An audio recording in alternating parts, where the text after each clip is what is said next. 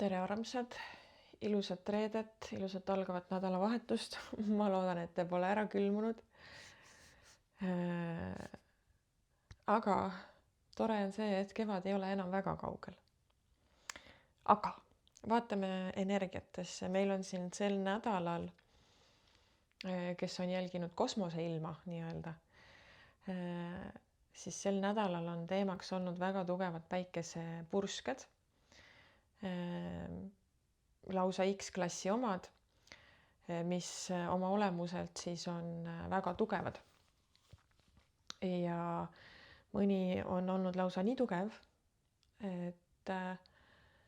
et ei ole väga pikki aastakümneid, kui ma nüüd ei eksi, kogetud selliseid tugevaid laineid. Ja kuna päikesepursked ja need tormid mõjutavad tehnikat, siis paratamatult mõjutab see ka meid, mõjutab meie tervist, mõjutab meie enesetunnet ja päikesepursked on oma loomult ka aktiveerivad, raputades meis midagi lahti või siis nähtavale. Ja kuna see periood praegu on selline, nii nagu ma esmaspäevases videos rääkisin, mis algas sünkroonse numbriga, esmaspäev, see nädal, eks ole, 2. veebruar 2.2 algas täiskuuga ja see energiate vahemik, sihukeste suure kaalukusega energiate vahemik kestab siis umbes 22. veebruarini, kus siis järgmine sünkroonne kuupäev lõpetab need energiad nii-öelda tõmbab kokku. Ja selles vahemikus me kogeme väga paljudki. Nagu ma ütlesin, et mingisugused huvitavad kadunud tükikesed. Oma olemuselt vaatame, milline see nädalavahetus tuleb, kas ta jätkab sama kurssi või tuleb siit nädalavahetusel midagi muud üles välja ilmsiks.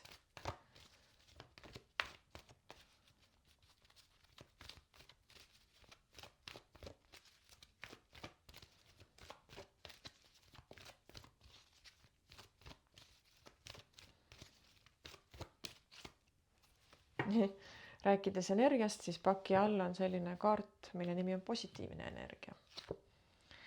Otsus. Tuleb jälle otsuse kaart, mida ma olen tegelikult meile hästi tihti tõmmanud. Mingi asi nõuab nüüd sinu otsust. Ei ole enam võimalik edasi lükata, ei ole enam võimalik olla määramatuses.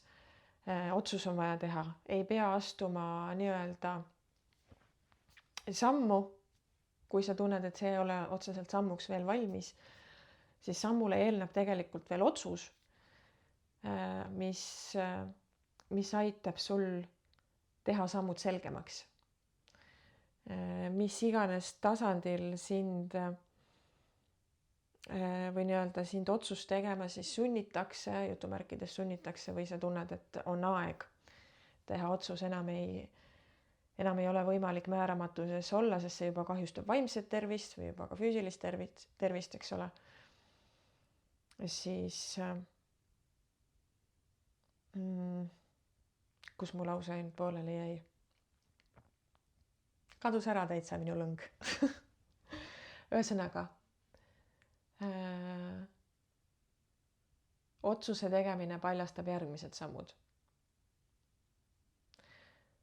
Ja kuna paki all tuli selline kaart nagu positiivne energia ja selle sõnum siin all on veel kirjas, et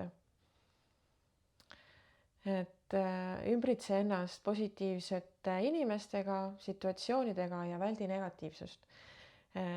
Mis see sügavamas mõttes tähendab? Sest positiivsus võib ju ka olla toksiline, eks ole. Aga pigem selles mõttes, et ära lase endal kukkuda enam sellisesse energiasse, kus sa tunned, et sinul ei ole võimu. või sinul ei ole suutlikkust ja et sinu otsustest või valikutest ei muutu mitte midagi.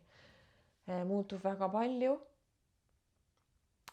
ja muutub see, et sa võtad oma võimu või siis nii-öelda iseenda väe, võim on võib-olla vale sõna, et sa võtad enda väe tagasi endale ja teadvustad, et iga samm, mida sa astud, peegeldab sinu enesearmastust, sinu suhet iseenda ja maailmaga, milles peegeldub ka see, kuidas sa tegelikult suhtud teistesse.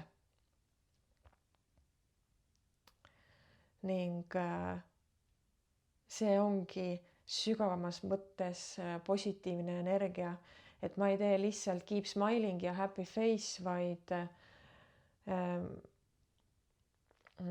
ma hoian enda sees üleval seda, kuidas ma ütlen, enda majakat,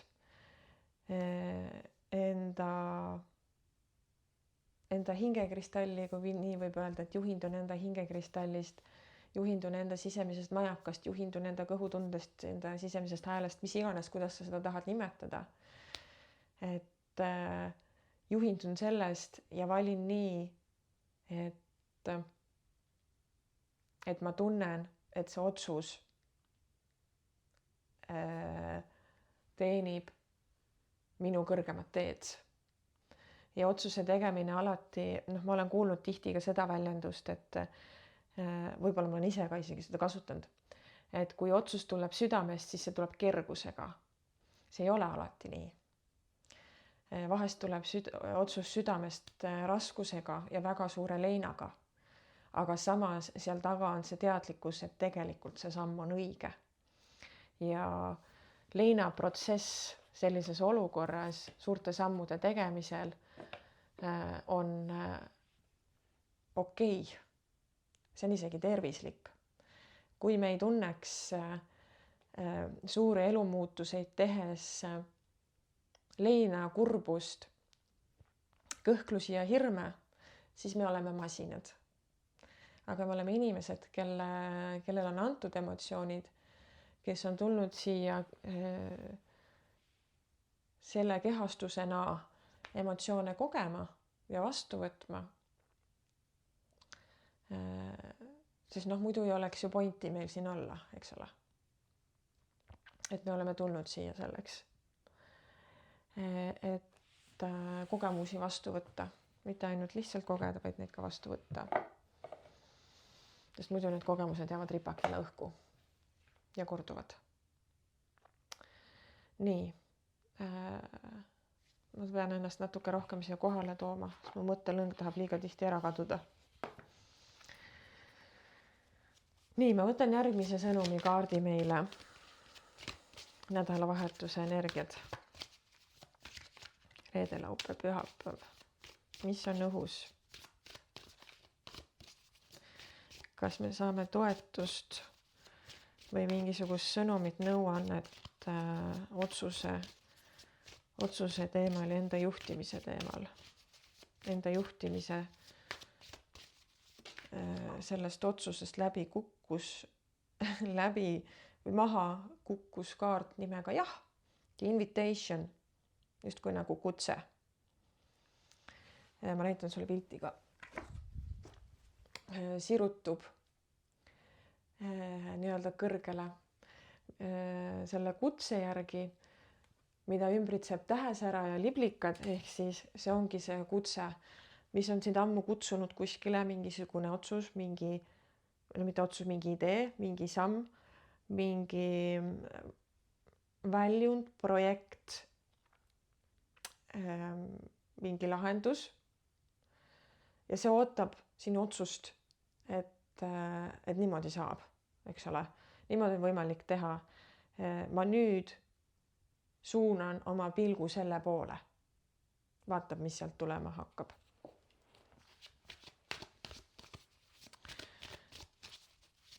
Ja siis ta presenteerib ennast veelgi selgemalt, veelgi ilusamalt, sest sa oled avanud ukse. Otsustamatus hoiab uksed suletuna. Otsus teeb ukse lahti. ja siis sa juba näed, mis seal sees on, eks ole, mis selle toa sees on. Ja siis sa saad hakata mõtlema, kas esimene samm on sinna, kus suunas seal toas sa liikuma hakkad. Võtsin veel võtsin ühe sõnumikaardi, mis ütleb otsi alternatiivseid võimalusi. Ehk ei saa otsusele läheneda väga nii-öelda sirgjooneliselt ja nii sellise suhtumisega, aga ma olen ju kogu aeg nii teinud. Et see suhtumine, mis meil paljudel inimestel omaks on, et aga juba minu vanavanemad tegid niimoodi, miks ma peaks teistmoodi tegema, eks ole. Ja teistmoodi tegemine tundub nagu võõras ja äkki mind heidetakse siis suguvõsast välja või midagi sellist umbes, et mingisugune sihuke alateadlik hirm paljudel tegelikult on. Aga eesmärk või tulemus võib olla üks, aga see, kuidas sa sinna jõuad, neid viise on ju väga palju. Ära jää ühte meetodisse kinni, ära jää ühele teele kinni. See ongi täpselt see, et sa avad endale ukse ja siis sa vaatad, mis on järgmine samm. Ma ei mõtle kõik sammud ette, sellepärast et see loob liiga ahta sellise piiri, eks ole, liiga ahta liikumissuuna, kus ei ole võimalik esiteks saada kogemusi juurde. Mida kitsam tee, seda rohkem on põrkumist seinte vastu. On ju?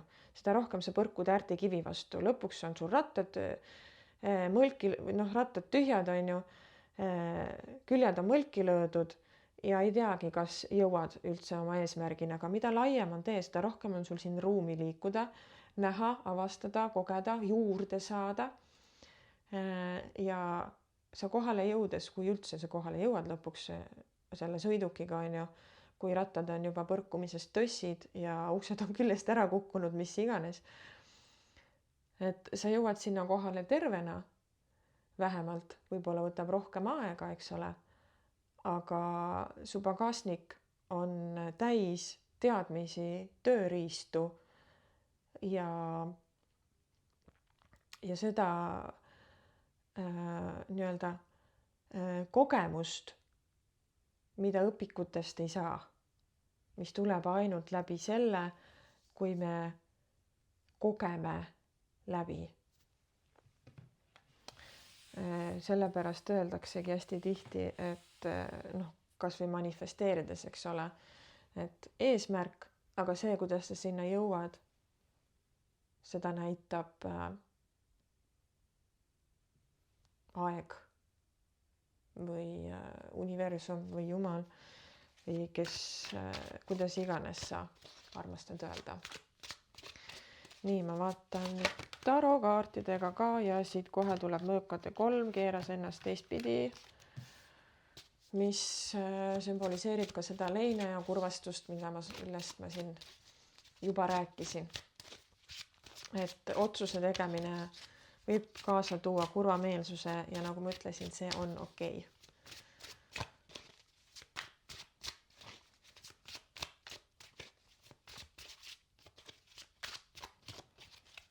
Ja paki all on narr. Kes loeb taro, siis narr on alguste algus. Aga vaatame siit edasi. Idee on olemas, tahtmine on olemas. Segavaks faktoriks on kõrvalised hääled. Jutumärkides hääled, võib ka otseselt hääled olla, kes ütlevad sulle, mis on õige. Jutumärkides õige. Aga inimesed ütlevad üksteisele või tähendab õpetavad üksteisele õiget teed selle järgi, mis nende meelest tundub õige ja mida nemad teeksid sinu olukorras. Ehk siis nad võtavad enda potentsiaali ja panevad selle sinu peale. Aga mitte kõik hääled ei peegelda sinu tegelikku potentsiaali ja mitte kõiki hääli sa ei pea kuulda võtma, isegi kui need sõnad ja see toetus tuleb sulle kõige kallimalt inimeselt. Ta ikkagi väljendab oma perspektiivi, juhul kui temas ei ole sügavat teadlikkust, eks ole. et need kõrvalised mõjutused, need võivad olla ka sisemised hääled, mis on meil programmina kaasa tulnud lapsepõlvest, eks ole, ja need programmi hääled on tihti väga ässitavad, väga hirmutavad ja sellised ärevust äratavad ja kahtlust äratavad. Et kui meil tavaliselt, kui meil tekivad otsused, et ma nüüd hakkan teistmoodi tegema kui tavaliselt, siis see on meie sisemistele haavadele, meie närvisüsteemile häireolukord. Olukord on teistmoodi, kui me oleme harjunud. Midagi valesti, tuleb tekitada häiret. Ja häiret nad tekitavadki sellega, et nad hakkavad sulle ütlema, et nii ei ole õige, ära tee niimoodi, sa saad jälle haiget, minevik jälle kordub, sa ei tohiks niimoodi teha, sest et äkki sa kukud, äkki sulle hakatakse halvasti ütlema. Selline nagu äkki on nii ja raudselt sa ei saa ja niisugune nagu see sisekõne, mis on ässitav ja madaldav. Ja tihtipeale me suudame väga hästi ära tegelikult eristada selle, mida meile väliselt praegusel hetkel teised inimesed ütlevad, kas see resoneerub meiega või mitte.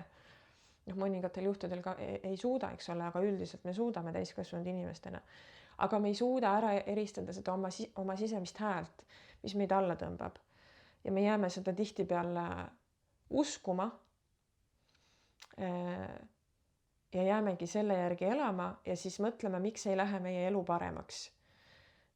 Miks ei muutu mitte midagi, eks ole, ja siis on järsku valitsus süüdi, siis on süüdi elukaaslane, kes ütles halvasti ja pani mind selliselt tundma, eks ole, siis on kõik teised on süüdi. Aga tegelikult ei ole iseenda poole üldse vaadanud ja see näitabki segajat, et segaja ei pruugi olla väline üldse, segaja võib olla enda sisemine hääl. Ja ta segab ära sinu sauade kuninga energia, mis minu meelest tuli ka esmaspäevases lugemises välja, kus võtta täielik vastutaja roll, juhi roll ja eestvedaja roll oma elu eest, mina eest, minu mina. Ja kes on minu mina, on see sisemine laps tegelikult, kes üritab koos eksisteerida sinu kui täiskasvanuga. Ja kui me ei ole oma sisemise lapse haavu ära tervendanud, istub ta juhtpositsioonil ja ütleb sulle, ärme tee, me saame uuesti haiget. Ärme lähe, me kukume uuesti. Ära ütle, sa saad riielda. Ja tema sulle kogu aeg ütleb neid asju, aga sina täiskasvanu saad talle öelda, ma olen siin, isegi kui me kukume, ma olen olemas. Ja sa muudad oma sisemise lapse arvamust kogu aeg ümber, tema kogemust muudad ümber ja kui selle sisemise lapse kogemus läbi sinu sisemise täiskasvanu muutub, siis ta enam ei ässita sind, vaid ta ütleb sulle, meil on võimalus, meil on potentsiaal, lähme proovime, sest isegi kui me kukume, me oleme üksteisel olemas. Et see sisekõne, ühesõnaga see on niisugune pikk tervenemise protsess, aga kogu aeg see käib niimoodi ringiratast. Täiskasvanud sina ja laps sina eksisteerivad koos, üks õpetab teist. Aga täiskasvanu on see, kes vastutab. Aga tihtipeale on meil see sisemine laps roolis, kes lähtub oma valust ja haavadest. Ühesõnaga, jutt läks nüüd natukene laiali, aga ma loodan, et ma panin sind sellega mõtlema ja endasse rohkem vaatama. Näitavad ka järgmised kaardid siin, et mingisugune liikumise vajadus on ja see liikumise vajadus võib tulla päris äkilise impulsi pealt. Et nagu juba võiks, juba tahaks, aga nagu midagi on puudu. Puudu on sinu see sauade kuningas, see sisemine, keda sa ole endas vastu võtnud ja nõuks võtnud, et sul on õigus otsustada ja valida. Vot see koht endas on märkamata ja miks me ei ole seda märganud, põhjus on sisemise lapse juures. Kas on need hirmud, mida ma siin ette lugesin, eks ole, kas on hirm valesti teha, hirm on riielda saada, hirm on kogeda hüljatust, hirm on mitte, hirm on kogeda äratõugatust, tõrjutust, häbistamist, noh, mis iganes sealt alt välja tuleb, meil kõigil on see väga erineva nurgaga. Aga siin kaardid ei näita, et see otsus või see liikumine oleks kuidagi kahjustav, vastupidi. Ta on küll hirmutav, aga ta ei ole kahjustav. Ja see on ka väga vabastav.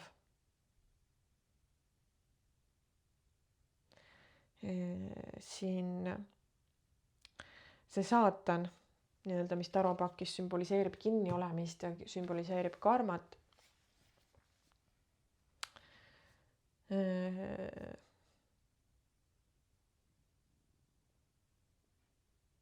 Ja ta näitabki, kus sa oled veel kinni, miks sa ei saa otsust teha.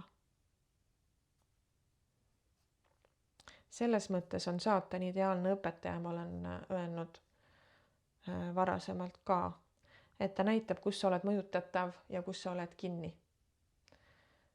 Sinu asi on nüüd see märkamine vastu võtta, eks ole, ja sellega midagi peale hakata. Kas sa teadvustad endale, et see on see koht või mitte? Ja karikate 6 ikkagi annab selle suuna, et see põhjus on seal minevikus ja lapsepõlves.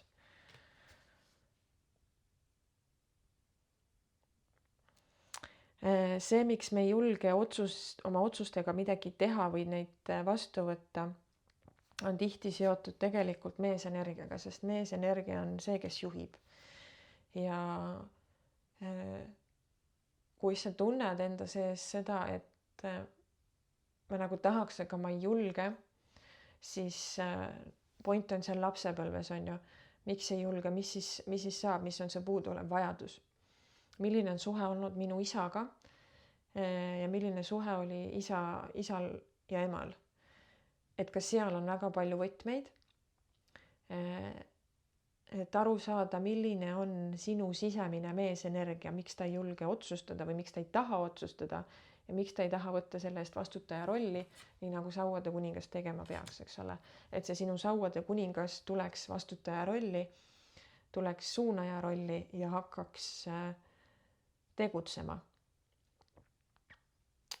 Ja noh, nädalavahetus seda energiat nõuab. Nüüd hakka midagi liigutama. Jällegi ei pea tervet mäge hakkama liigutama, teadvusta endale, kus see mägi on vähemalt. Leia see mägi ülesse ja hakka mõtlema, mida selle mäega teha. Narri kaardi tõin ka siin teile välja. Narr oma olemuselt on selline, et ma veel päris täpselt ei tea. Ma päris täpselt veel ei oska. Mul päris täpselt ei ole veel tee nähtav, aga ma lähen ikka. Ma teen ikka, sest et kutse on nii tugev. Ja vot see ongi see koht, et see usalduse koht. Ma veel päris täpselt ei tea, aga ma teen selle otsuse ära. Ja see ongi vastutuse võtmine osaliselt või noh, põhimõtteliselt iseenda elu eest, et ma teen selle otsuse, sest see minu määrata praegu. Mitte keegi ei otsusta minu eest ja see olukord ei lahene, kui mina ei tee otsust, on ju. Ja see ongi astumine tegelikult sauade kuninga energiasse, kes on juht, otsustaja, vastutaja. Et hoolimata sellest, et ma päris täpselt ei tea, ei näe, ei oska, ma lähen ikkagi. Ja ei jää sinna ohvrirolli, oi ma ei tea, ma ei oska, ma ei näe, äkki ikkagi või kuidas ikkagi. See on ohvrirollis olemine, ma astun sealt välja. Mis siis, et ma päris täpselt ei tea, ei oska, ei näe, ei saa. Aga ma lähen ikkagi, on ju. Et selline iseenda natukene lahti raputamine vot sellest sarvilisest vanamehest. Ehk siis oma hirmudest ja karmadest, mis tahavad sind veel tagasi hoida, sest sauade äss näitab sinu seda sisemist tuld, sul on see tuli olemas, sul nagu on olemas, aga vot need hääled, millest ma rääkisin, on ju. Ja siis on see sisemine dialoog. Heal juhul dialoog. Üldisel juhul on see võitlus ja kaklus. üks osa sinust tahab, teine osa ütleb ei, sa saad jälle haiget, ära mine. Sa jälle kukud, ära mine. Sa ei tea, mis on selle nurga taga, ära mine. Ära tee. Mis siis, et ma ei tea, mis on selle nurga taga? Aga ma võin ju vaadata. Ja kui mulle ei meeldi, mis selle nurga taga on, siis ma teen järgmise otsuse. Kas ma võtan vastu selle, mis seal nurga taga on, või lähen järgmise tee peale. Alati on valikuvabadus, alati ei ole see lihtne ja alati ei ole see koheselt teostatav. Aga see on alati olemas. Vot nii. Selline sõnum siia nädalavahetusse. Jälle natukene sihuke mõtlemisainet pakkuv võib-olla. Aga ma loodan, et inspireeris, ma loodan, et resoneerus.